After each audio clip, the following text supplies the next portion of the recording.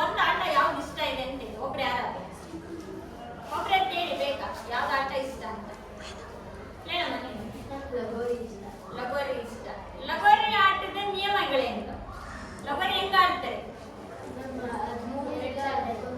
ಉತ್ತರ ಕೊಡ್ಬೇಕು. 13 ಇಲ್ಲ 19 ಪಿಚ್ಚೆ ಕಟ್ತಾರೆ. ಆವಾಗ 13 ಇಲ್ಲ 19 ಪಿಚ್ಚೆ ಕಟ್ತಾರೆ. ಹೋಗ್ಬೇಕು ಎಷ್ಟೆಷ್ಟು ಟೀಮ್ ಅವ್ರನ್ನ ಮಾಡ್ಕೊಂಡು ಹೋಗ್ತಾರೆ. ಅವಾಗ ಅವ್ರಿಗೆ ಸಿಂಗಲ್ ಆಡ್ಬೋದು. ಸಿಂಗಲ್ಲು ಆಡ್ಬೋದು, ಗೇಮಲ್ಲೂ ಆಡ್ಬೋದು. ಹೌದಾ? ಗುಂಪಲ್ಲೂ ಆಟ ಆಡೋದನ್ನ ಆಡ್ಬೋದು. ಆ ನಿಯಮವನ್ನ ಮಾಡ್ತಿರ್ತಾನೆ ಅದಕ್ಕೆ ರೂಲ್ಸ್ ಅನ್ನು ಕೆಲವೊಂದನ್ನ ನಿಯಮಗಳು ಅಂತ ಕರೀತಾರೆ. ಹೌದಾ? ಆ ನಿಯಮಗಳನ್ನ ಯಾರು ಮಾಡಿದ್ರು ಆಟಕ್ಕೆ ನಿಯಮ ಯಾರು ಮಾಡಿದ್ರು? ನನ್ನ ನೀವೆಲ್ಲ ಸ್ಪೋರ್ಟ್ಸಿಗೆ ಹೋಗಿ ಬಂದ್ರಲ್ಲೇನಪ್ಪ, ಆಟ ಆಡಿ ಬಂದಿದ್ದೀರ ತಾನೆ. ಆ ಆಟದಲ್ಲಿ ನಿಮ್ಗೆ ಕೆಲವೊಂದು ನಿಯಮಗಳು ಎಂತಿರ್ತವೆ. ಖೋಖೋ ಆಡೋಕ್ಕೆ, ವಾಲಿಬಾಲ್ ಆಡ್ಲಿಕ್ಕೆ, ಕಬಡ್ಡಿ ಆಡ್ಲಿಕ್ಕೆ ಇಷ್ಟೇ ಮೆಂಬರ್ಸ್ ಇರ್ಬೇಕು ಅಂತ ನಿಯಮಗಳಿದಾವಲ್ಲ. ಆ ನಿಯಮಗಳನ್ನ ಯಾರು ಮಾಡೋದು? ಆಟದ ಕಮಿಟಿಗಳು ಅಂತ ಇರುತ್ತಲ್ವ, ಅವ್ರು ಆ ನಿಯಮಗಳನ್ನ ಮಾಡ್ತಾರೆ. ಹೌದಾ? ಇನ್ನೊಂದು ನಮ್ಮ ಶಾಲೆ ಇದೆ. ಶಾಲೆಯಲ್ಲೂ ಕೂಡ ಕೆಲವೊಂದು ನಿಯಮಗಳಿವೆ. ಹೌದಾ? ಏನ್ ನಿಯಮ ಇದೆ ನಮ್ಮ ಶಾಲೆದು? ಸ್ವಚ್ಛವಾಗಿಟ್ಕೋಬೇಕು, ಯೂನಿಫಾರ್ಮ್ ಹಾಕೊಂಡಿರ್ಬೇಕು, ಶಿಸ್ತ ಬರಬೇಕು. ಹೌದಾ? ಕ್ಲಾಸ್ ಪ್ರೇಯರ್ ಟೈಮಿಗಿಂತ ಮುಂಚೆ ಬರಬೇಕು. ಅಂತಾನೆ ವರ್ಕ್ ಎಲ್ಲ ನೀಟಾಗಿ ಮಾಡ್ಕೋಬೇಕು. ಇವೆಲ್ಲ ನಿಯಮಗಳು. ಈ ನಿಯಮಗಳನ್ನ ಯಾರು ಮಾಡಿರ್ತಾರೆ? ನಮ್ಮ ಶಾಲೆ ನಿಯಮಗಳನ್ನ ಮಾಡಿರ್ತಾರಲ್ವಾ, HM ಮತ್ತೆ ಶಿಕ್ಷಕರೆಲ್ಲ ಸೇರ್ಕೊಂಡು ಮಾಡಿರ್ತಾರೆ. ಆ ನಿಯಮಗಳಿಗೆ ನೀವೇನಾಗಿರ್ತೀರ ಒಳಗಾಗ ಅಂತಾನೆ. ಹಾಗಾದ್ರೆ ಈ ಶಾಲೆಯಲ್ಲೂ ಕೂಡ ಕೆಲವೊಂದು ನಿಯಮಗಳಿವೆ. ಆ ನಿಯಮಗಳಿಗೆ ಬದ್ಧವಾಗಿ ನಾವೇನ್ ಮಾಡ್ತಾ ಇರ್ತೀವಿ? ಆಳ್ವಿಕೆಯನ್ನ ಮಾಡ್ತೀವಿ. ಅಂದ್ರೆ ಆ ನಿಯಮಗಳಿಗೆ ಬದ್ಧವಾಗಿ ನಾವು ಒಂದು ವ್ಯವಸ್ಥಿತವಾಗಿ ಕೆಲಸಗಳನ್ನ ಮಾಡ್ತಾ ಹೋಗ್ತೀವಿ. ಹಾಗೆ ನಮ್ಮ ರಾಜ್ಯಕ್ಕೂ ಕೂಡ ಕೆಲವೊಂದು ನಿಯಮಗಳಿವೆ. ಆ ರಾಜ್ಯಕ್ಕೆ ಇರುವಂತಹ ನಿಯಮಗಳನ್ನ ಪಾಲನೆಯನ್ನ ಮಾಡ್ತಾ ಇದ್ದೀವಿ. ಆ ರಾಜ್ಯಕ್ಕೆ ಸಂಬಂಧಪಟ್ಟಂತಹ ನಿಯಮಗಳಿಗೆ ಸಂಬಂಧಪಟ್ಟಂತೆ ಇವತ್ತು ನಾವು ರಾಜ್ಯಶಾಸ್ತ್ರ, ಸಮಾಜ ವಿಜ್ಞಾನ ವಿಷಯದ ರಾಜ್ಯಶಾಸ್ತ್ರದ ಅಧ್ಯಾಯವಾಗಿರುವಂತಹದ್ದು ರಾಜ್ಯ ಸರ್ಕಾರ. ಈ ಒಂದು ಪಾಠಕ್ಕೆ ಇವತ್ತು ಸಂಬಂಧಪಟ್ಟಂತೆ ಪಾಠವನ್ನು ಮಾಡೋದು.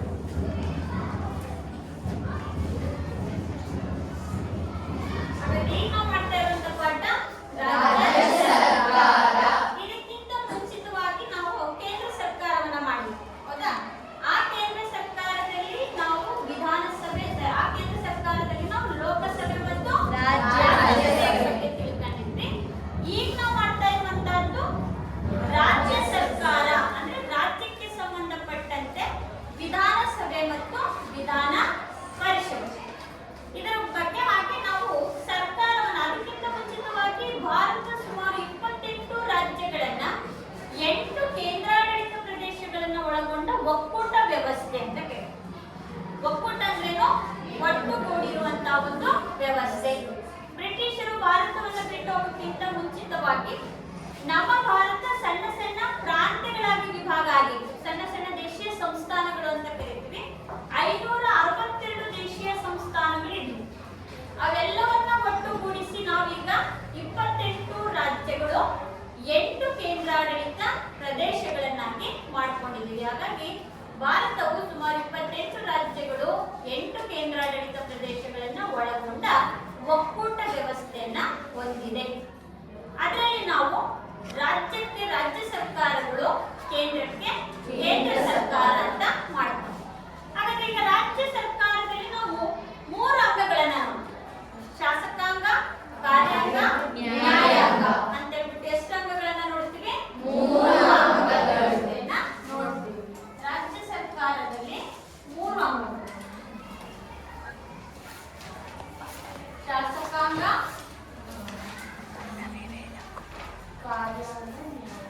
ಕಾರ್ಯಾಂಗ,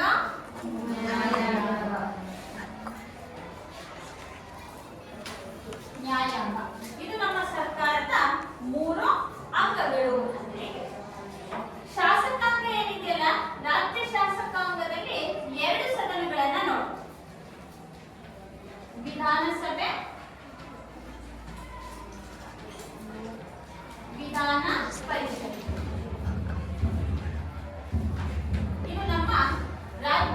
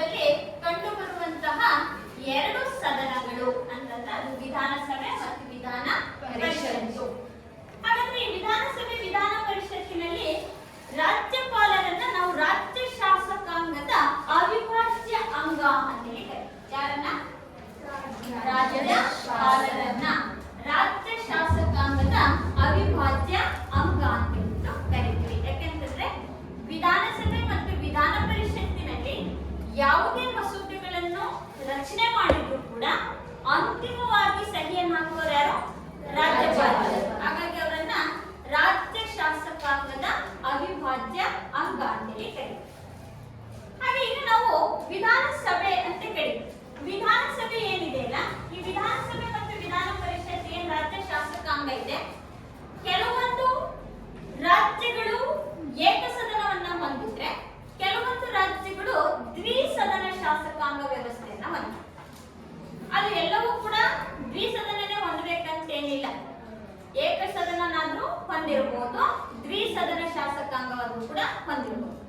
ಯಾವ ರಾಜ್ಯ ಏಕಸದನ ಶಾಸಕಾಂಗವನ್ನ ಹೊಂದಿರುತ್ತೆ, ಏಕಶಾಸಕಾಂಗವನ್ನ ಹೊಂದಿರುತ್ತೆ, ಅಲ್ಲಿ ವಿಧಾನಸಭೆ ಮಾತ್ರ ಇದೆ.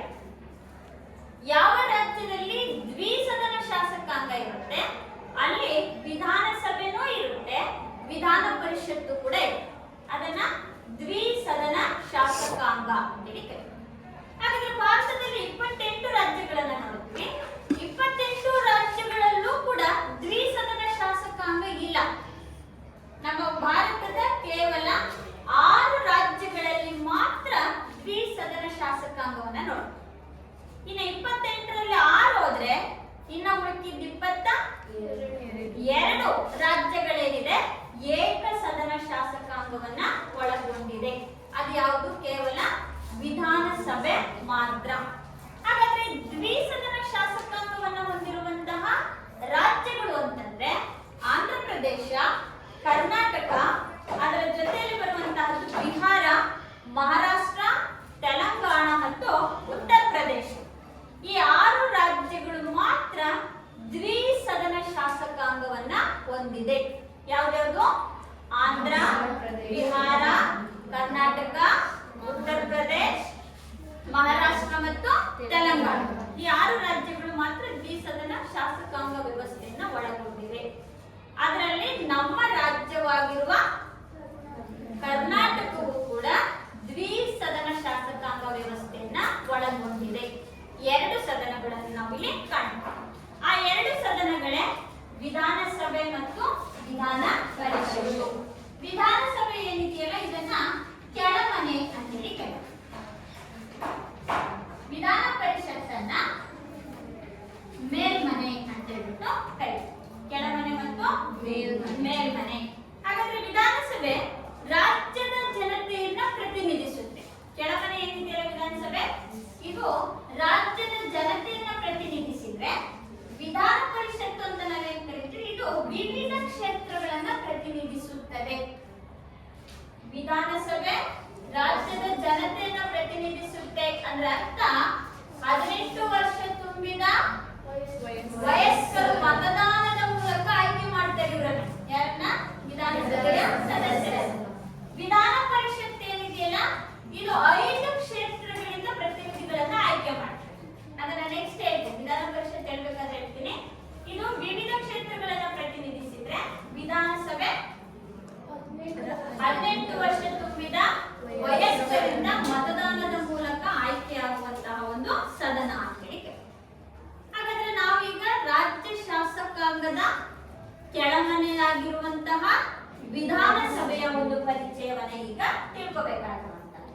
ಹಾಗಾದ್ರೆ ವಿಧಾನಸಭೆ ಈಗ ರಾಜ್ಯ ಶಾಸಕಾಂಗದ ಮೇಲ್ಮನೆನ ಕೆಳಮನೆನ ಕೆಳಮನೆ ಅಂತ ಹೇಳ್ಬಿಟ್ಟು ಇದನ್ನ ಕರೀತೀವಿ. ಹಾಗಾದ್ರೆ ವಿಧಾನಸಭೆಯ ರಚನೆ ಹೇಗಾಗುತ್ತೆ, ಯಾವ ರೀತಿಯ ರಚನೆಯನ್ನ ಮಾಡ್ತಾರೆ, ಇದರ ಅಧಿಕಾರದ ಅವಧಿ ಎಷ್ಟು ವರ್ಷ, ರಾಜ್ಯ ಶಾಸಕಾಂಗದ ಕೆಳಮನೆಯಾಗಿರುವಂತಹ ವಿಧಾನಸಭೆಯ ಸದಸ್ಯರ ಅಧಿಕಾರ ಕಾರ್ಯಗಳು ಯಾವುವು. ವಿಧಾನಸಭೆಯನ್ನ ನಾವು ಕೆಳಮನೆ ಅಂತ ಕರಿತೀವಿ.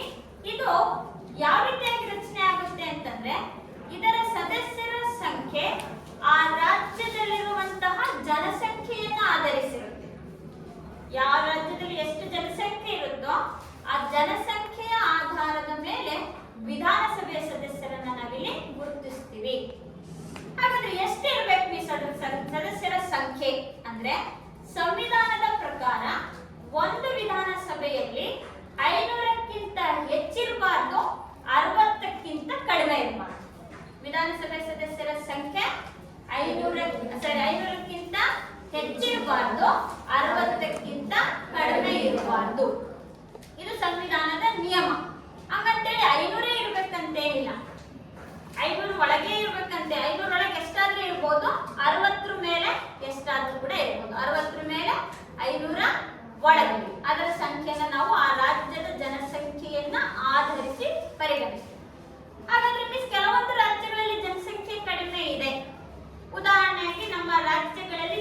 ಬಹಳ ಚಿಕ್ಕ ರಾಜ್ಯ, ಜನಸಂಖ್ಯೆ ಬಹಳ ಕಡಿಮೆ. ಅಲ್ಲಿ ವಿಧಾನಸಭೆ ಸದಸ್ಯರ ಸಂಖ್ಯೆ ಕೇವಲ 32 ಅಷ್ಟೇ ಇದೆ. ಎಲ್ಲಿ? ಸಿಕ್ಕಿಂನಲ್ಲಿ. ಸಿಕ್ಕಿಂನ ಸದಸ್ಯರ ಸಂಖ್ಯೆ 32, ಯಾಕಂದ್ರೆ ಜನಸಂಖ್ಯೆ ಕಡಿಮೆ. ಹಾಗಾದ್ರೆ ಜನಸಂಖ್ಯೆ ಕಡಿಮೆ ಇರೋದಕ್ಕೆ ಅದೊಂದು ರಾಜ್ಯಕ್ಕೆ ಅವಕಾಶ ಇದೆ. ಇನ್ನು ಉಳಿದ ರಾಜ್ಯಗಳಲ್ಲಿ ಜನಸಂಖ್ಯೆ ಹೆಚ್ಚಾಗಿರೋದ್ರಿಂದ ವಿಧಾನಸಭೆ ಸದಸ್ಯರ ಸಂಖ್ಯೆ 60ಕ್ಕಿಂತ ಜಾಸ್ತಿನೇ ಇದೆ. ಹೀಗೆ ನಾವು ವಿಧಾನಸಭೆ ಸದಸ್ಯರ ಒಂದು ಅವಕಾಶವನ್ನ ನೋಡ್ತೀವಿ. ಇನ್ನು ಕರ್ನಾಟಕದಲ್ಲಿ ಎಷ್ಟಿದೆ ವಿಧಾನಸಭೆ ಸದಸ್ಯರ ಸಂಖ್ಯೆ ಅಂತಂದ್ರೆ 224 ವಿಧಾನಸಭಾ ಸದಸ್ಯರ ಸಂಖ್ಯೆನ ನೋಡ್ತೀವಿ. ಕರ್ನಾಟಕದಲ್ಲಿ ಎಷ್ಟಿದೆ? 224 ಜನ ಸದಸ್ಯರನ್ನ ನಾವಿಲ್ಲಿ ಕಾಣ್ತಾ ಇದ್ದೀವಿ. ಹಾಗಾದ್ರೆ ಮುಂಚೆ ಎಷ್ಟಿತ್ತು ಅಂದ್ರೆ 225 ಇತ್ತು. ಆದ್ರೆ ಈಗ ಏನ್ ಮಾಡಿದರೆ ಕರ್ನಾಟಕದ ವಿಧಾನಸಭೆ ಸದಸ್ಯರ ಸಂಖ್ಯೆಯನ್ನ 224 ಚುನಾಯಿತ ಸದಸ್ಯರನ್ನ ಕಾಣ್ತಾ ಇದ್ದೀವಿ. ಅದಕ್ಕೆ ಕೆಲವೊಂದು ಕಾರಣನೂ ಕೂಡ ಇದೆ. ಏನಂತಂದ್ರೆ 2020ರ ಚುನಾವಣೆಯ ಸಂದರ್ಭದಲ್ಲಿ ನಮ್ಮ 225 ಯಾಕಿತ್ತು ಅಂತಂದ್ರೆ 224 ಜನರನ್ನ ವಯಸ್ಕರು ಮತದಾನದ ಮೂಲಕ ಆಯ್ಕೆ ಮಾಡಿದ್ರೆ ಒಬ್ಬ ಆಂಗ್ಲೋ ಇಂಡಿಯನ್ನರನ್ನ ರಾಜ್ಯಪಾಲರು ಏನ್ ಮಾಡಬಹುದಿತ್ತು? ನಾಮ ನಿರ್ದೇಶನವನ್ನ ಮಾಡಬಹುದಿತ್ತು, ಆಯ್ಕೆ ಮಾಡಬಹುದಿತ್ತು. ಒಬ್ಬರನ್ನ ಯಾರು? ರಾಜ್ಯಪಾಲರು. ಯಾಕೆಂತಂದ್ರೆ ರಾಜ್ಯ ಶಾಸಕಾಂಗದ ಮೊದಲ ವ್ಯಕ್ತಿ ಯಾರು? ರಾಜ್ಯಪಾಲರು. ಹಾಗಾಗಿ ಅವ್ರಿಗೆ ಅವಕಾಶ ಇತ್ತು. ಅವರು ಆಂಗ್ಲೋ ಇಂಡಿಯನ್ನರನ್ನ ನೇಮಿಸಬೇಕಿತ್ತು ಒಬ್ಬರನ್ನ. ಆಂಗ್ಲೋ ಇಂಡಿಯನ್ನರ್ ಅಂತ ಯಾರನ್ನ ಕರಿತೀವಿ? ಆಂಗ್ಲೋ ಇಂಡಿಯನ್ನರ್ ಅಂದ್ರೆ ಇಂಡಿಯನ್ನರ್ ಅಂದ್ರೆ ನಾವು, ಹೌದಾ? ಆಂಗ್ಲೋ ಇಂಡಿಯನ್ನರ್ ಅಂತ ಯಾರನ್ನ ಕರಿತೀವಿ ಅಂತಂದ್ರೆ ವಿದೇಶಿಯ ವ್ಯಕ್ತಿ ಭಾರತೀಯ ಮಹಿಳೆಗೆ ಮದುವೆಯಾಗಿ ಅಥವಾ ಭಾರತೀಯ ವ್ಯಕ್ತಿ ವಿದೇಶಿಯ ಮಹಿಳೆಗೆ ಮದುವೆಯಾಗಿ ಅವರಿಗೆ ಜನಿಸುವ ಮಕ್ಕಳಿಗೆ ಆಂಗ್ಲೋ ಇಂಡಿಯನ್ನರು ಅಂತ ಕರೀತಾರೆ. ಬೇರೆ ಬೇರೆ ದೇಶದವರು ಇರ್ತಾರಲ್ಲ ಅವ್ರಿಗೆ ಜನಿಸುವಂತಹ ಮಕ್ಕಳಿಗೆ ಆಂಗ್ಲೋ ಇಂಡಿಯನ್ನರು ಅಂತ ಕರಿತೀವಿ. ಅಂತಹ ಆಂಗ್ಲೋ ಇಂಡಿಯನ್ನರು ಒಬ್ಬರನ್ನ ರಾಜ್ಯಪಾಲರು ನೇಮಿಸಬಹುದಿತ್ತು.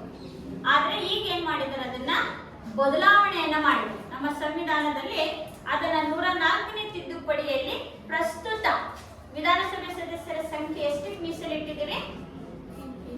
224 ಜನ ಮಾತ್ರ ಕರ್ನಾಟಕದ ವಿಧಾನಸಭೆ ಸದಸ್ಯರು, ಚುನಾಯಿತ ಸದಸ್ಯರುಗಳು ಮಾತ್ರ. ಅಂದ್ರೆ ಮತದಾನದ ಮೂಲಕ ಆಯ್ಕೆಯಾಗಿ ಬಂದಂತವರು ಮಾತ್ರ. ರಾಜ್ಯಪಾಲರಿಗಿದ್ದಂತಹ ಅಧಿಕಾರ ಈಗ ಮುಂದುವರಿಸಿಲ್ಲ, ಅದನ್ನ ನಿಲ್ಲಿಸಿದ್ದಾರೆ. ಈಗ ಕೇವಲ 224 ಜನರನ್ನು ಕೂಡ ಮತದಾನದ ಮೂಲಕವೇ ನಾವೇನ್ ಮಾಡ್ತಾ ಇದ್ವಿ? ವಿಧಾನಸಭೆಗೆ ಆಯ್ಕೆಯನ್ನ ಮಾಡ್ತಾ ಇದ್ವಿ. ಹಾಗಾದ್ರೆ ವಿಧಾನಸಭೆಗೆ ಆಯ್ಕೆ ಆಗುವಂತಹ ಸಂದರ್ಭದಲ್ಲಿ ಕೆಲವೊಂದಕ್ಕೆ ನಾವು ಮೀಸಲಾತಿ ಅಂತೇಳಿ ಮೀಸಲಾತಿಯನ್ನ ಹೇಗೆ ಮಾಡ್ಕೊಳ್ತೀವಿ? ಪರಿಶಿಷ್ಟ ಜಾತಿ, ಪರಿಶಿಷ್ಟ ಪಂಗಡ, ಹಿಂದುಳಿದ ವರ್ಗ ಮತ್ತು ಮಹಿಳೆಯರಿಗೆ ಅವಕಾಶವನ್ನ ಕೊಡ್ತೀವಿ. ಎಲೆಕ್ಷನ್ ಅಲ್ಲಿ ಯಾರು ಬೇಕಾದ್ರೂ ಸ್ಪರ್ಧಿಸಬಹುದಲ್ಲ? ಅದರಲ್ಲಿ ಕಾನೂನೊಂದು ನಿಯಮವನ್ನ ಮಾಡಿದ್ರೆ ಸಂವಿಧಾನದ ಪ್ರಕಾರ ವಿಧಾನಸಭೆಯಲ್ಲಿ 36% ಸೀಟ್ಗಳ ಮೀಸಲಾತಿ ಪರಿಶಿಷ್ಟ ಜಾತಿಯವರಿಗೆ. ಪರಿಶಿಷ್ಟ ಜಾತಿ ಅಂದ್ರೆ ಎಸ್ಸಿ ಅಂತ ಕರಿತೀವಲ್ಲ, ಎಸ್ಸಿ ಅವರಿಗೆ ಎಷ್ಟಿದೆ ಸೀಟ್ಗಳು? 36% ಅವರಿಗೆ ರಿಸರ್ವ್ ಇರುತ್ತೆ, ಹೌದಾ? ಇನ್ನು ಪರಿಶಿಷ್ಟ ಪಂಗಡ ಅಂತ ಕರಿತೀವಿ. ಪರಿಶಿಷ್ಟ ಪಂಗಡ ಅಂದ್ರೆ ಯಾರು? ಎಸ್ಟಿಗಳು ಅಂತ ಕರಿತೀವಿ. ಅವರಿಗೆ 15%. ಇನ್ನು ನಾರಿ ಶಕ್ತಿ ಯೋಜನೆ ಅಂತ ಬಿಟ್ಟು ಹೆಣ್ಣು ಮಕ್ಕಳಿಗಾಗಿ ಮಹಿಳಾ ಮೀಸಲಾತಿ ಅಂತ ಕರಿತೀವಲ್ಲ, ಮಹಿಳೆಯರ ಮೀಸಲಾತಿ ಎಷ್ಟಿದೆ ಈಗ? 33%. ಪರಿಶಿಷ್ಟ ಪಂಗಡಕ್ಕೆ 36%, ಪರಿಶಿಷ್ಟ ಜಾತಿಗೆ 15%, ಮಹಿಳೆಯರ ಮೀಸಲಾತಿ ಎಷ್ಟಿದೆ ಈಗ? 33% ಮೀಸಲಾತಿಯನ್ನ ನೀಡಲಾಗಿದೆ. ಈ ರೀತಿಯಾಗಿ ಸರ್ಕಾರದ ನಿಯಮವನ್ನ ಅನುಸರಿಸಿ ನಾವೇನ್ ಮಾಡ್ತಾ ಇದ್ವಿ? ಚುನಾವಣೆಗಳಲ್ಲಿ 224 ವಿಧಾನಸಭಾ ಸದಸ್ಯರನ್ನ ಆಯ್ಕೆ ಮಾಡಲಾಗ್ತಿದೆ. ಇದು ನಮ್ಮ ವಿಧಾನಸಭೆಯ ಸದಸ್ಯರ ಸಂಖ್ಯೆ ಎಷ್ಟು ಮತ್ತೆ ಹೇಗೆ ಆಯ್ಕೆ ಮಾಡ್ತಾರೆ ಅಂತ ಆಯ್ತು. ಹಾಗಾದ್ರೆ ನೀವುಗಳು ಅಥವಾ ಯಾರಾದರೂ ವಿಧಾನಸಭೆಗೆ ಸ್ಪರ್ಧಿಸಬೇಕು ಅಂದ್ರೆ, ವಿಧಾನಸಭೆ ಸದಸ್ಯರಾಗಬೇಕಂದ್ರೆ ಯಾವ ಅರ್ಹತೆಗಳನ್ನ ಹೊಂದಿರಬೇಕು? ಮೊದಲು ಭಾರತದ ಪ್ರಜೆ ಆಗಿರಬೇಕು. ಅರ್ಹತೆಗಳಲ್ಲಿ ಫಸ್ಟ್ ಏನು?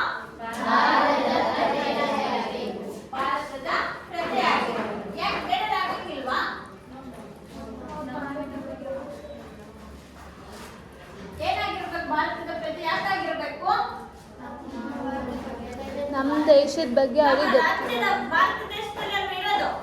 ಹಾಗಾಗಿ ವಿಧಾನಸಭೆ ಸದಸ್ಯರಾಗಿರ್ಬೇಕು ಅಂದ್ರೆ ಮೊದಲು ಭಾರತದ ಪ್ರಜೆ ಆಗಿರ್ಬೇಕು, ಎರಡನೇದಾಗಿ 25 ವರ್ಷ ವಯಸ್ಸಾಗಿರ್ಬೇಕು, ಮೂರನೇದಾಗಿ ಯಾವುದೇ ಲಾಭದಾಯಕ ಹುದ್ದೆಯಲ್ಲಿರಬಾರ್ದು, ಅಂದ್ರೆ ಯಾರು ಸರ್ಕಾರಿ ನೌಕರಿಯಲ್ಲಿ ಇರಬಾರ್ದು, ಲಾಭದಾಯಕ ಹುದ್ದೆಯಲ್ಲಿ ಇರಬಾರದು, ಮತ್ತು ಯಾವುದೇ ನ್ಯಾಯಾಂಗದ ಶಿಕ್ಷೆಗೆ ಒಳಪಟ್ಟಿರಬಾರದು, ಅಂದ್ರೆ ಯಾವುದೇ ಕೇಸ್ ಇರಬಾರ್ದು ಅವ್ರ ಮೇಲೆ, ಜೊತೆಯಲ್ಲಿ ಶಿಕ್ಷೆಯನ್ನು ಕೂಡ ಅವರು ಅನುಭವಿಸಿರಬಾರದು.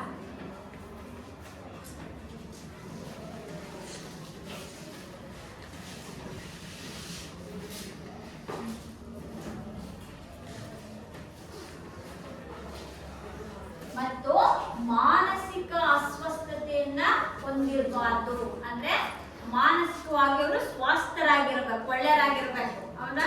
ಯಾವುದೇ ಮಾನಸಿಕ ಅಸ್ವಸ್ಥತೆಯನ್ನ ಹೊಂದಿರಬಾರ್ದು. ಜೊತೆಯಲ್ಲಿ ನಮ್ಮ ಸಂವಿಧಾನವು ಅಥವಾ ನಮ್ಮ ಶಾಸಕಾಂಗವು ನಿಯಮಿಸುವಂತಹ ಕೆಲವೊಂದು ನಿಯಮಗಳನ್ನ ಪಾಲಿಸಿರಬೇಕು. ಇವಿಷ್ಟು ಅರ್ಹತೆಗಳನ್ನ ಯಾರು ಹೊಂದಿರ್ತಾರೋ ಅಂತವರು ಚುನಾವಣೆಗಳಲ್ಲಿ ಸ್ಪರ್ಧೆಯನ್ನ ಮಾಡಬಹುದು. ಹಾಗಾದ್ರೆ ವಿಧಾನಸಭೆ ಸದಸ್ಯರ ಅರ್ಹತೆಗಳು ಏನು ಅಂತಂದ್ರೆ, ಮೊದಲು ಭಾರತದ ಪ್ರಜೆ ಆಗಿರ್ಬೇಕು, 25 ವರ್ಷ ವಯಸ್ಸಾಗಿರ್ಬೇಕು, ಯಾವುದೇ ಲಾಭದಾಯಕ ಹುದ್ದೆಯಲ್ಲಿರಬಾರ್ದು, ಯಾವುದೇ ನ್ಯಾಯಾಂಗದ ಶಿಕ್ಷೆಗೆ ಒಳಪಟ್ಟಿರಬಾರ್ದು, ಮಾನಸಿಕ ಅಸ್ವಸ್ಥತೆಯನ್ನ ಹೊಂದಿರಬಾರ್ದು, ದಿವಾಳಿ ಆಗಿರಬಾರ್ದು, ಹೌದಾ? ಇವೆಲ್ಲಾ ನಿಯಮಗಳನ್ನ, ಇವೆಲ್ಲ ಅರ್ಹತೆಗಳನ್ನ ಯಾರು ಹೊಂದಿರ್ತಾರೋ ಅಂತವರನ್ನ ನಾವೇನ್ ಮಾಡ್ತೀವಿ, ವಿಧಾನಸಭೆಯಲ್ಲಿ ಚುನಾವಣೆ ಮೂಲಕ ಆಯ್ಕೆಯನ್ನ ಮಾಡ್ತೀವಿ. ಇದು ನಮ್ಮ ವಿಧಾನಸಭೆ ಸದಸ್ಯರ ಅರ್ಹತೆಗಳು. ಹಾಗಾದ್ರೆ ಆಯ್ಕೆಯಾದಂತಹ ವಿಧಾನಸಭೆ ಸದಸ್ಯರು ಎಷ್ಟು ವರ್ಷ ಅಧಿಕಾರದಲ್ಲಿ ಇರಬಹುದು? ಆಯ್ಕೆಯಾದಂತಹ ಅಭ್ಯರ್ಥಿಗಳು ವಿಧಾನಸಭೆ ಸದಸ್ಯರ ಅಧಿಕಾರದ ಅವಧಿ ಎಷ್ಟು ವರ್ಷ? 5 ವರ್ಷ. 5 ವರ್ಷ ಕಂಪ್ಲೀಟ್ ಮಾಡಲೇಬೇಕಾ? ಮಾಡಬೇಕು ಆಯ್ಕೆ ಆದ್ಮೇಲೆ. ಆದ್ರೆ ವಿಧಾನಸಭೆ ಸದಸ್ಯರು ಆಯ್ಕೆ ಆದಂತವರು ಸರಿಯಾದ ರೀತಿಯಲ್ಲಿ ಕಾರ್ಯನಿರ್ವಹಣೆಯನ್ನ ಮಾಡದೇ ಇದ್ದಾಗ ಮುಖ್ಯಮಂತ್ರಿಗಳ ಸಲಹೆ ಮೇರೆಗೆ ರಾಜ್ಯಪಾಲರು ಏನ್ ಮಾಡಬಹುದು, ಅದನ್ನ ವಿಧಾನಸಭೆಯನ್ನ ವಿಸರ್ಜನೆ ಮಾಡಬಹುದು, ಅದನ್ನ ತೆಗೆದುಬಿಟ್ಟು ಮತ್ತೆ ಚುನಾವಣೆ ಮೂಲಕ ಆಯ್ಕೆಯನ್ನ ಮಾಡಬಹುದು. ಅಥವಾ ಆಯ್ಕೆ ಆದಂತಹ ವಿಧಾನಸಭಾ ಸದಸ್ಯರು ಕೆಲಸ ಮಾಡ್ಲಿಕ್ಕೆ ಇಷ್ಟಪಡಲಿಲ್ಲ ಅಂದ್ರೆ ಅಂತವ್ರನ್ನ ಏನ್ ಮಾಡ್ಬೋದು, ಅವರೇ ವಿಧಾನಸಭೆಯ ಸಭಾಪತಿಗಳಿಗೆ ರಾಜೀನಾಮೆಯನ್ನ ಸಲ್ಲಿಸಬಹುದು. ಇಷ್ಟ ಇಲ್ಲ ಅನ್ನೋರು, ಅವರೇ ಸರಿಯಾಗಿ ಕೆಲಸ ಮಾಡಲಿಲ್ಲ ಅಂದ್ರೆ ಮುಖ್ಯಮಂತ್ರಿಗಳ ಸಲಹೆ ಮೇರೆಗೆ ರಾಜ್ಯಪಾಲರೇ ವಿಧಾನಸಭೆಯನ್ನ ಏನ್ ಮಾಡ್ತಾರೆ, ವಿಸರ್ಜನೆಯನ್ನ ಮಾಡ್ತಾರೆ. ಹಾಗಾದ್ರೆ ವಿಧಾನಸಭೆ ಸದಸ್ಯರ ಅಧಿಕಾರದ ಅವಧಿ 5 ವರ್ಷಗಳಾಗಿರುತ್ತೆ. 5 ವರ್ಷಗಳು ಪೂರ್ಣವಾಗಿ ಅವರು ಮುಗಿಸಬೇಕಾಗುತ್ತೆ. ಇನ್ನ ವಿಧಾನಸಭೆಯಲ್ಲಿ ಆಯ್ಕೆಯಾದಂತಹ 224 ಜನರಲ್ಲಿ ಅವರಲ್ಲೇ ಒಬ್ಬರನ್ನ ಸಭಾಪತಿಯನ್ನಾಗಿ ಮತ್ತೊಬ್ಬರನ್ನ ಉಪ ಸಭಾಪತಿಯನ್ನಾಗಿ ನೇಮಕ ಮಾಡಲಾಗುತ್ತದೆ. ಅದರಲ್ಲಿ ಇದರಲ್ಲಿ 224 ಜನ, 224 ಜನರಲ್ಲಿ ಒಬ್ಬರನ್ನ ಸಭಾಪತಿ ಸ್ಪೀಕರ್ ಅಂತ ಕರಿತೀವಿ, ಇನ್ನೊಬ್ಬರನ್ನ ಉಪ ಸಭಾಪತಿ ಅಥವಾ ಉಪ ಸ್ಪೀಕರ್ ಅಂತ ಹೇಳ್ಬಿಟ್ಟು ಆಯ್ಕೆಯನ್ನ ಮಾಡ್ಕೊಳ್ತಾರೆ. ಆ ಸಭಾಪತಿ ಮತ್ತು ಉಪ ಸಭಾಪತಿ, ನಮ್ಮ ಈಗಿನ ಸಭಾಪತಿ ಯಾರು? ವಿಧಾನಸಭೆ ಸಭಾಪತಿ ಅಬ್ದುಲ್ ಖಾದರ್.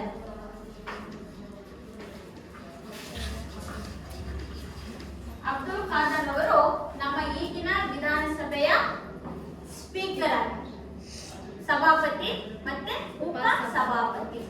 ಸಭಾಪತಿ ಕೆಲಸ ಏನು? ಸ್ಪೀಕರ್ ಏನ್ ಕೆಲಸ ಮಾಡ್ತಾರೆ? ಆ 224 ಜನರನ್ನ ವಿಧಾನಸಭೆಯ ಸಭೆಯನ್ನ ಕರೆಯುವ, ಸಭೆಯನ್ನ ಮುಂದೂಡುವ ಅಥವಾ ಸಭೆಯಲ್ಲಿ ಶಾಂತಿ ಶಿಸ್ತನ್ನ ಕಾಪಾಡುವಂತಹ, ಘನತೆಯನ್ನ ಕಾಪಾಡುವಂತಹ ಕೆಲಸವನ್ನ ಮಾಡ್ತಾರೆ. ಸದನವನ್ನ ಉದ್ದೇಶಿಸಿ ಭಾಷಣವನ್ನ ಮಾಡುವಂತಹ ಅಥವಾ ವಿಧಾನಸಭೆಯಲ್ಲಿ ಏನಾದರೂ ಚಲಾಯಿಸಬೇಕಾದ್ರೆ ನಿರ್ಣಾಯಕ ಮತ ಚಲಾಯಿಸುವ ಅಧಿಕಾರವೂ ಕೂಡ ಯಾರಿಗಿರುತ್ತೆ? ಸ್ಪೀಕರ್ ಇರುತ್ತೆ. ನಿರ್ಣಾಯಕ ಮತ ಚಲಾಯಿಸೋದು ಅಂದ್ರೆ ಈಗ ಸಭೆಯಲ್ಲಿ ನಡೀತಾ ಇರ್ತಪ್ಪ, ಶಾಂತವಾಗಿ ಸಭೆ ನಡೆಸೋ ಕೆಲಸ ಸ್ಪೀಕರ್ದು. ಸಭೆಯಲ್ಲಿ ಶಾಂತಿ ಶಿಸ್ತನ್ನ ಕಾಪಾಡೋದು ಸ್ಪೀಕರ್ ಕೆಲಸ. ಸಭೆಯನ್ನ ಉದ್ದೇಶಿಸಿ ಭಾಷಣ ಮಾಡೋದು ಅವರ ಅಧ್ಯಕ್ಷತೆಯಲ್ಲಿ, ಸ್ಪೀಕರ್ನ ಅಧ್ಯಕ್ಷತೆಯಲ್ಲಿ, ಅವರೇ ವಿಧಾನಸಭೆಯ ಅಧ್ಯಕ್ಷತೆಯನ್ನು ವಹಿಸೋರು. ಆಮೇಲೆ ಕಾರ್ಯಕಲಾಪಗಳನ್ನ ಮುಂದೂಡೋರು ಅವರೇ, ಕಾರ್ಯಕಲಾಪಗಳಿಗೆ ಸಭೆ ಕರೆಯೋದು ಕೂಡ ಅವರೇ. ನಿರ್ಣಾಯಕ ಮತ ಚಲಾಯಿಸುವುದು ಅಂತ ಯಾವ್ದನ್ನ ಕರಿತೀವಿ? ಈಗ ಯಾವುದೋ ಒಂದು ಮಸೂದೆ ಇರುತ್ತೆ, ಆ ಮಸೂದೆಗೆ ಎರಡೂ ಕಡೆ ಸಮಮತಗಳು ಬಿದ್ದಾಗ ಆವಾಗ ಶಾಸನ ಕಾರ್ಯರೂಪಕ್ಕೆ ಬರಲ್ಲ, ಹೌದಾ? ಅಂತ ಸಂದರ್ಭದಲ್ಲಿ ಇವರು ಯಾವ ಕಡೆನಾದ್ರೂ ಕೂಡ ಏನ್ ಮಾಡ್ಬೋದು? ಓಟನ್ನ ಹಾಕಬಹುದು. ಅದನ್ನ ಏನಂತ ಕರಿತೀವಿ? ನಿರ್ಣಾಯಕ ಮತ ಚಲಾಯಿಸುವಿಕೆ ಅಂತ ಕರಿತೀವಿ. ಈ ಕೆಲಸವನ್ನ ಯಾರು ಮಾಡ್ತಾರೆ? ಸ್ಪೀಕರ್ ಮಾಡ್ತಾರೆ. ಸ್ಪೀಕರ್ನ ಅನುಪಸ್ಥಿತಿಯಲ್ಲಿ ಯಾರು ಮಾಡ್ತಾರೆ? ಉಪ ಸ್ಪೀಕರ್ ಅಥವಾ ಉಪ ಸಭಾಪತಿ ಅಂತ ನಾವೇನ್ ಕರಿತೀವಿ, ಅವರು ಅದರ ಕಾರ್ಯಕಲಾಪಗಳನ್ನ ಮಾಡ್ತಾರೆ. ಇವರಿಗೆ ವಿಧಾನಸಭೆಯ ಎಲ್ಲಾ ಸದಸ್ಯರುಗಳು ಕೂಡ ಗೌರವವನ್ನ ಸಲ್ಲಿಸಬೇಕು, ಸೂಚಿಸಬೇಕು. ಅವರನ್ನ ಅಗೌರವವಾಗಿ ವರ್ತನೆ ಮಾಡುವ ಹಾಗಿಲ್ಲ. ಯಾಕೆಂದ್ರೆ ಆ ಸಭೆಯ ಸಂಪೂರ್ಣ ಅಧ್ಯಕ್ಷತೆಯನ್ನು ವಹಿಸುವರು ಸ್ಪೀಕರ್. ಇದಾದ ನಂತರದಲ್ಲಿ ನಾವು ನೋಡುವಂತಹದ್ದು ವಿಧಾನಸಭೆಯ ರಚನೆ ಆಯ್ತು, ವಿಧಾನಸಭೆ ಸದಸ್ಯರ ಅರ್ಹತೆಗಳಾದವು. ಅದಾದ್ಮೇಲೆ ವಿಧಾನಸಭೆಯ ಅಧಿಕಾರದ ಅವಧಿ ಮತ್ತು ಸ್ಪೀಕರ್ನ ಕಾರ್ಯಗಳನ್ನ ನೋಡಿದ್ವಿ. ಈಗ ವಿಧಾನಸಭೆಯ ಅಧಿಕಾರ ಕಾರ್ಯಗಳು ಯಾವ್ಯಾವ ಕೆಲಸವನ್ನ ಮಾಡುತ್ತೆ ವಿಧಾನಸಭೆ? ವಿಧಾನಸಭೆ 224 ಜನರು ಯಾವ ಕಾರ್ಯನಿರ್ವಹಣೆಯನ್ನ ಮಾಡ್ತಾರೆ? ಮೊದಲನೇದಾಗಿ ಮಾಡುವಂತಹದ್ದು ಶಾಸನೀಯ ಅಧಿಕಾರ.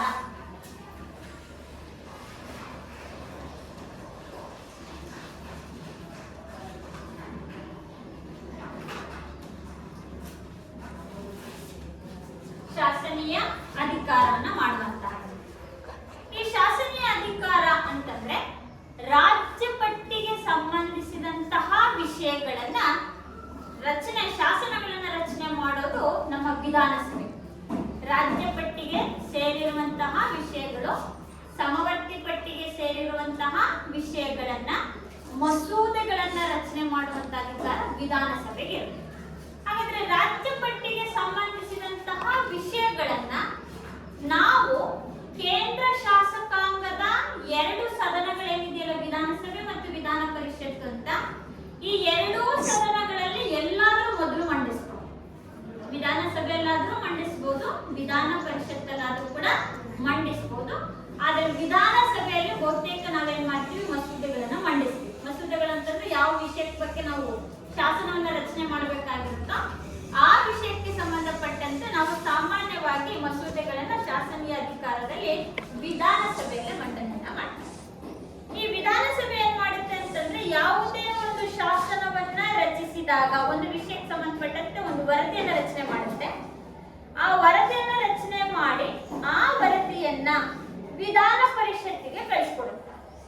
ಯಾಕಂದ್ರೆ ಯಾವುದೇ ಶಾಸನ ಕಾರ್ಯರೂಪಕ್ಕೆ ಬರಬೇಕು ಅಂದ್ರೆ ವಿಧಾನಸಭೆ ಒಪ್ಪಿಗೆಯೂ ಬೇಕು, ವಿಧಾನ ಪರಿಷತ್ತಿನ ಒಪ್ಪಿಗೆಯೂ ಕೂಡ ಬೇಕು. ಈಗ ಒಂದು ಶಿಕ್ಷಣಕ್ಕೆ ಸಂಬಂಧಪಟ್ಟಂತೆ, ನಿಮಗೆ ಸಂಬಂಧಪಟ್ಟಂತೆ ಒಂದು ಉದಾಹರಣೆ, ಮಕ್ಕಳಿಗೆ ಸಮವಸ್ತ್ರದ ವಿತರಣೆ. ಯಾಕಂದ್ರೆ ಶಿಕ್ಷಣ ಸಮವರ್ತಿ ಪಟ್ಟಿಯಲ್ಲಿ ಬರುತ್ತೆ, ಕೇಂದ್ರ ಸರ್ಕಾರಕ್ಕೂ ಜವಾಬ್ದಾರಿ ಇದೆ, ರಾಜ್ಯ ಸರ್ಕಾರಕ್ಕೂ ಜವಾಬ್ದಾರಿ ಇದೆ. ಹಾಗಾಗಿ ಈಗ ರಾಜ್ಯ ಸರ್ಕಾರಕ್ಕೆ ಶಿಕ್ಷಣಕ್ಕೆ ಸಂಬಂಧಪಟ್ಟಂತೆ ನಾವು ಹೇಳೋದಾದ್ರೆ ಮಕ್ಕಳಿಗೆ ಸಮವಸ್ತ್ರದ ವಿತರಣೆ, ಈ ಮಸೂದೆಯನ್ನ ವಿಧಾನಸಭೆಯಲ್ಲಿ ಮಂಡಿಸ್ತಾರೆ ಅಂತ ಅನ್ಕೊಳ್ಳಿ. ವಿಧಾನಸಭೆ ಏನ್ ಮಾಡುತ್ತೆ? ಅದನ್ನ ಒಂದು ವರದಿಯನ್ನ ರಚನೆ ಮಾಡುತ್ತೆ. ಸಂಬಂಧಪಟ್ಟಂತೆ ವರದಿ ರಚನೆ ಮಾಡಿ ಮಕ್ಕಳಿಗೆ ಬಟ್ಟೆಯನ್ನು ವಿತರಿಸಬಹುದು ಅಂತ ಹೇಳ್ಬಿಟ್ಟು ವರದಿ ರಚನೆ ಮಾಡಿಬಿಟ್ಟು ಅದನ್ನ ವಿಧಾನ ಪರಿಷತ್ತಿಗೆ ಕಳಿಸ್ಕೊಡುತ್ತೆ. ವಿಧಾನ ಪರಿಷತ್ತು ವಿಧಾನಸಭೆ ಕಳುಹಿಸಿಕೊಟ್ಟ ಮಸೂದೆಯನ್ನ ಮೊದಲ ಬಾರಿ ಕಳಿಸ್ಕೊಡುತ್ತಲ್ಲ, 3 ತಿಂಗಳು ತನ್ನ ಬಳಿ ಇಟ್ಕೋಬಹುದು ಚರ್ಚೆ ಮಾಡ್ಲಿಕ್ಕೆ. ವಿಧಾನಸಭೆ ಕಳಿಸಿಕೊಟ್ಟ ಒಂದು ಸಾಮಾನ್ಯ ಮಸೂದೆಯನ್ನ ವಿಧಾನ ಪರಿಷತ್ತು ಮೇಲ್ಮನೆ ಅಂತ ಏನ್ ಕರಿತೀವಿ, ಎಷ್ಟು ತಿಂಗಳು ಇಟ್ಕೋಬಹುದು? 3 ತಿಂಗಳು. 3 ತಿಂಗಳು ಇಟ್ಕೋಬಹುದು.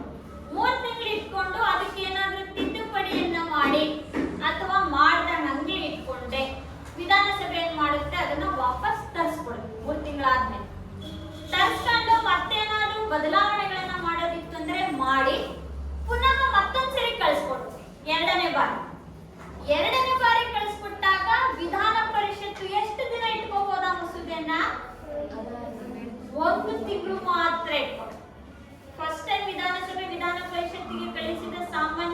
ಮಸೂದೆಯನ್ನ 3 ತಿಂಗಳು ಇಟ್ಕೊಳ್ಳುತ್ತೆ. ಎರಡನೇ ಬಾರಿ ಕಳುಹಿಸಿಕೊಟ್ಟ ಸಾಮಾನ್ಯ ಮಸೂದೆಯನ್ನ ವಿಧಾನ ಪರಿಷತ್ತು 1 ತಿಂಗಳು ಇಟ್ಕೊಳ್ಳುತ್ತೆ.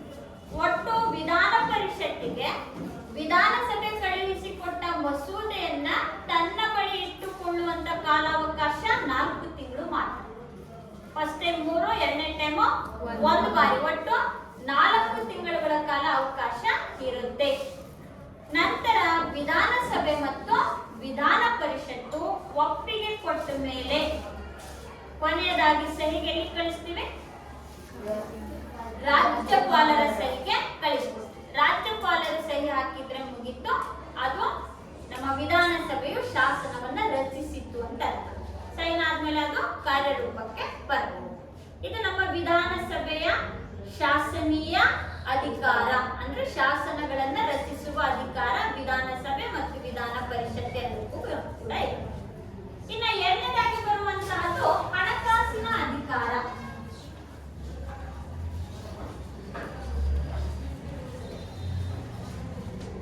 ಇದು ನಮ್ಮ ವಿಧಾನಸಭೆಯ ಎರಡನೇ ಅಧಿಕಾರ ಕಾರ್ಯ ಅಂತ ಹೇಳಿ.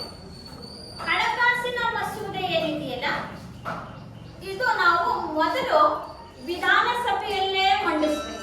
ವಿಧಾನ ಪರಿಷತ್ತಿಗೆ ಹೋಗಂಗಿಲ್ಲ, ವಿಧಾನಸಭೆಯಲ್ಲೇ ಹಣಕಾಸಿನ ಮಸೂದೆಯನ್ನ ಮಂಡಿಸಬೇಕಾಗುತ್ತೆ. ಯಾಕೆಂತಂದ್ರೆ ಹಣಕಾಸಿನ ಮಸೂದೆಯ ಸಂಪೂರ್ಣ ಹೊಣೆಗಾರಿಕೆ ವಿಧಾನಸಭೆಗೆ ಇರುತ್ತೆ.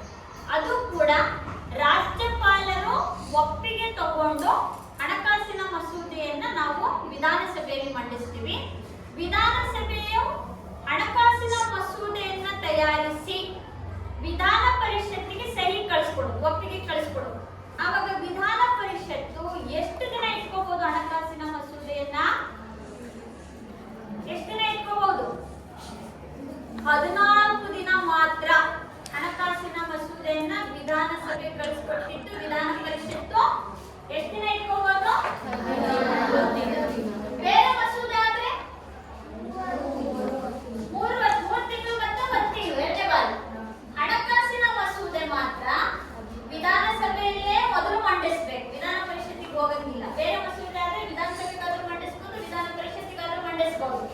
ಆದ್ರೆ ಹಣಕಾಸಿನ ಮಸೂದೆಯನ್ನ ಲೋಕಸಭೆಯಲ್ಲೇ ಮಂಡಿಸಬೇಕು ಫಸ್ಟ್. ನಂತರ ವಿಧಾನ ಪರಿಷತ್ತಿಗೆ ಕಳಿಸ್ಕೊಡ್ತೀವಿ. ವಿಧಾನ ಪರಿಷತ್ತು 14 ದಿನ ಇಟ್ಕೋಬೇಕು. ಎರಡನೇ ಬಾರಿ ಕಳಿಸಲ್ಲ, ಒಂದೇ ಸರಿ ಕಳಿಸ್ಬೇಕು. ಬೇರೆ ಮಸೂದೆ ಆದ್ರೆ 2 ಬಾರಿ, ಹಣಕಾಸಿನ ಮಸೂದೆ ಒಂದೇ ಬಾರಿ, ಅದು 14 ದಿನ ಮಾತ್ರ ಇಟ್ಕೊಳ್ಳೋಕೆ ಅವಕಾಶ ಇರುತ್ತೆ. 14 ದಿನ ಮುಗಿದ ಮೇಲೆ ವಿಧಾನಸಭೆ ಅದನ್ನ ವಾಪಸ್ ತರಿಸ್ಕೊಂಡು ವಿಧಾನ ಪರಿಷತ್ತು ಸಹಿಯನ್ನ ಹಾಕ್ತಂಗಿರ್ಲಿ, ಒಪ್ಪಿಗೆಯನ್ನ ಸೂಚಿಸಿದೆ ಅಂತ ಏನ್ ಮಾಡುತ್ತೆ? ರಾಜ್ಯಪಾಲರ ಸಹಿಗೆ ಕಳಿಸ್ಕೊಡುತ್ತೆ. ಬೇರೆ ಮಸೂದೆ ಆದ್ರೆ 2 ಸೈನ್ ಬೇಕು, ವಿಧಾನಸಭೆ ವಿಧಾನ ಪರಿಷತ್. ಆದ್ರೆ ಹಣಕಾಸಿನ ಮಸೂದೆಗೆ ವಿಧಾನಸಭೆ ಒಪ್ಪಿಗೆ ಹಾಕಿದ್ರೆ ಮುಗಿತು. ಅದನ್ನ ರಾಜ್ಯಪಾಲರ ಸಹಿ ಹಾಕಿದ್ರೆ ಅದು ಹಣಕಾಸಿನ ಮಸೂದೆ ಶಾಸನವಾಗಿ ಕಾರ್ಯರೂಪಕ್ಕೆ ಬರುತ್ತೆ. ಇನ್ನು ಮೂರನೇದಾಗಿ ಬರುವಂತಹದ್ದು ಕಾರ್ಯಾಂಗದ ಅಧಿಕಾರ. ಕಾರ್ಯಾಂಗ ಅಧಿಕಾರ ಅಂತಂದ್ರೆ ನಾವೇನು ಕಾರ್ಯಾಂಗದಲ್ಲಿ ಮಂತ್ರಿಮಂಡಲವನ್ನ ನೋಡ್ತೀವಿ, ಮುಖ್ಯಮಂತ್ರಿ ಮತ್ತು ಮಂತ್ರಿಮಂಡಲದ ವ್ಯವಸ್ಥೆಯನ್ನ ನೋಡ್ತೀವಿ. ಅದರ ಸಂಪೂರ್ಣ ಹೊಣೆಗಾರಿಕೆ ವಿಧಾನಸಭೆಗಿದೆ. ಕಾರ್ಯಾಂಗದ ಅಧಿಕಾರದಲ್ಲಿ ಮಂತ್ರಿಮಂಡಲದ ಸಂಪೂರ್ಣ ಹೊಣೆಗಾರಿಕೆ ಆ ಒಂದು ಕೇಂದ್ರ ವಿಧಾನಸಭೆ, ರಾಜ್ಯ ವಿಧಾನಸಭೆಗೆ ಇರುತ್ತೆ. ಎಲ್ಲಿ ತನಕ ಜನರ ವಿಶ್ವಾಸವನ್ನ ಗಳಿಸಿಕೊಂಡಿರುವವರೆಗೆ ಮಾತ್ರ ಅಧಿಕಾರ. ಹೌದಾ? ಅಧಿಕಾರಿಗಳು ಅವರೆಲ್ಲ ಸಚಿವರೆಲ್ಲ ಎಲ್ಲಿ ತನಕ ಇರ್ತಾರೆ? ಜನರ ವಿಶ್ವಾಸವನ್ನ ಗಳಿಸ್ಕೊಂಡಾಗ ಮಾತ್ರ. ಅವರು ಸರಿಯಾಗಿ ಕೆಲಸ ಮಾಡಲಿಲ್ಲ ಅಂದ್ರೆ ಏನ್ ಮಾಡಬಹುದು? ವಿಧಾನಸಭೆ ರಾಜ್ಯಪಾಲರದನ್ನ ವಿಸರ್ಜನೆಯನ್ನ ಮಾಡಬಹುದು. ಹಾಗಾದ್ರೆ ವಿಧಾನಸಭೆಗೆ ಇಡೀ ಮಂತ್ರಿಮಂಡಲವನ್ನ ನಿಯಂತ್ರಿಸುವಂತಹ ಅಧಿಕಾರ ಇದೆ. ಇದು ಕಾರ್ಯಾಂಗದ ಅಧಿಕಾರ. 4ನೇದು ಚುನಾವಣಾ ಅಧಿಕಾರ.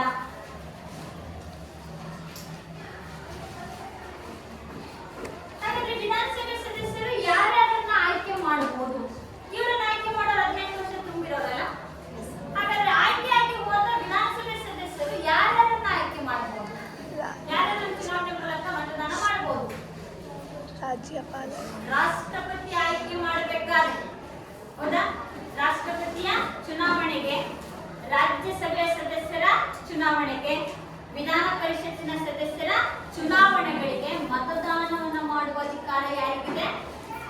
ವಿಧಾನಸಭೆ ಸದಸ್ಯರಿಗೆ ಇರುವಂತಹದ್ದು. ವಿಧಾನಸಭೆ ಸದಸ್ಯರು ರಾಷ್ಟ್ರಪತಿ ಚುನಾವಣೆಯಲ್ಲಿ ಮತದಾನ ಮಾಡಬಹುದು, ರಾಜ್ಯಸಭೆ ಸದಸ್ಯರ ಚುನಾವಣೆಯಲ್ಲಿ ಮತದಾನ ಮಾಡಬಹುದು, ವಿಧಾನ ಪರಿಷತ್ತಿನ ಸದಸ್ಯರ ಚುನಾವಣೆಯಲ್ಲೂ ಮತದಾನ ಮಾಡಬಹುದು.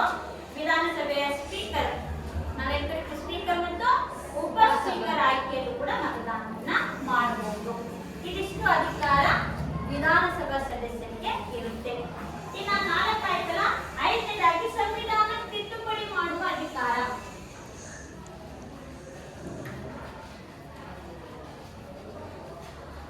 ಸಂವಿಧಾನವನ್ನು ತಿದ್ದುಪಡಿ ಮಾಡಬೇಕು. ನಮ್ಮ ಸಂವಿಧಾನ ನಮ್ಯ ಮತ್ತು ಅನಮ್ಯ ಅಲ್ವಾ? ಬದಲಾವಣೆಗಳಿಗೆ ಅವಕಾಶ ಇದೆ, ಕೆಲವೊಂದಕ್ಕೆ ಬದಲಾವಣೆಗಳಿಗೆ ಅವಕಾಶ ಇಲ್ಲ. ಸಂವಿಧಾನ ತಿದ್ದುಪಡಿ ಆಗಬೇಕು ಅಂದ್ರೆ ನಮ್ಮ ರಾಜ್ಯದ ಅರ್ಧದಷ್ಟು ರಾಜ್ಯ ವಿಧಾನಸಭೆ ಸದಸ್ಯರು ಮತದಾನವನ್ನು ಮಾಡಬೇಕು, ಒಪ್ಪಿಗೆಯನ್ನು ಕೊಡಬೇಕು. ಆ ಒಪ್ಪಿಗೆಯನ್ನು ಕೊಟ್ಟಾಗ ಮಾತ್ರ ಸಂವಿಧಾನ ಏನಾಗುತ್ತೆ, ತಿದ್ದುಪಡಿ ಆಗೋದು. 28 ರಾಜ್ಯಗಳಿದಾವೆ ಅಂದ್ರೆ ಅದರಲ್ಲಿ 14 ರಾಜ್ಯಗಳು, ಅರ್ಧದಷ್ಟು ರಾಜ್ಯಗಳು ಏನ್ ಮಾಡ್ಬೇಕು, ಒಪ್ಪಿಗೆಯನ್ನು ಕೊಡಬೇಕು, ತಿದ್ದುಪಡಿ ಮಾಡಬಹುದು ಅಂತ ಕೊಟ್ರೆ ತಿದ್ದುಪಡಿ ಆಗುತ್ತೆ. ತಿದ್ದುಪಡಿ ಮಾಡಂಗಿಲ್ಲ ಅಂದ್ರೆ ತಿದ್ದುಪಡಿ ಮಾಡಂಗಿಲ್ಲ. ಇದು ನಮ್ಮ ಸಂವಿಧಾನದ ವಿಧಾನ ತಿದ್ದುಪಡಿಯಲ್ಲಿ ನಮ್ಮ ವಿಧಾನಸಭೆ ಸದಸ್ಯರಿಗೆ ಇರಬೇಕಾದಂತಹ ಅರ್ಹತೆಗಳು. ಅದನ್ನು ನಾವು ಸಂವಿಧಾನದ ತಿದ್ದುಪಡಿ ಅಂತ ಕರಿತೀವಿ. ಇನ್ನು ಇತರ ಅಧಿಕಾರಗಳು. ಇತರ ಅಧಿಕಾರ ಏನಿದೆ? ರಾಜ್ಯ ಲೋಕಸೇವಾ ಆಯೋಗದ ವರದಿ ರಚನೆ ಮಾಡೋದು, ಮಹಿಳಾ ಆಯೋಗದ ವರದಿಯನ್ನು ರಚನೆ ಮಾಡೋದು, ಇನ್ನಿತರ ವಿವೇಚನಾ ಅಧಿಕಾರಗಳು ನಮ್ಮ ವಿಧಾನಸಭೆ ಸದಸ್ಯರಿಗೆ. ಇದಿಷ್ಟು ವಿಧಾನಸಭೆ ಸದಸ್ಯರ ಕಾರ್ಯಗಳು. ಶಾಸನಾಧಿಕಾರ, ಹಣಕಾಸಿನ ಅಧಿಕಾರ, ಕಾರ್ಯಾಧಿಕಾರ, ಚುನಾವಣಾಧಿಕಾರ, ಸಂವಿಧಾನ ತಿದ್ದುಪಡಿ ಮಾಡುವ ಅಧಿಕಾರ ಮತ್ತು ಇತರೆ ಅಧಿಕಾರಗಳು. ಇದಿಷ್ಟು ನಮ್ಮ ರಾಜ್ಯ ಶಾಸಕಾಂಗದ ಕೆಳಮನೆ ಆಗಿರುವಂತಹ ವಿಧಾನಸಭೆಯ ರಚನೆ, ವಿಧಾನಸಭೆ ಸದಸ್ಯರಿಗೆ ಇರಬೇಕಾದಂತಹ ಅರ್ಹತೆಗಳು, ವಿಧಾನಸಭೆಯ ಅಧಿಕಾರದ ಅವಧಿ, ಇನ್ನು ವಿಧಾನಸಭೆಯ ಅಧಿಕಾರ ಕಾರ್ಯಗಳು. ಇದು ಕೆಳಮನೆಯ ಪರಿಚಯವಾಯಿತು. ಮುಂದಿನ ತರಗತಿಯಲ್ಲಿ ವಿಧಾನ ಪರಿಷತ್ತು ಅಥವಾ ರಾಜ್ಯ ಶಾಸಕಾಂಗದ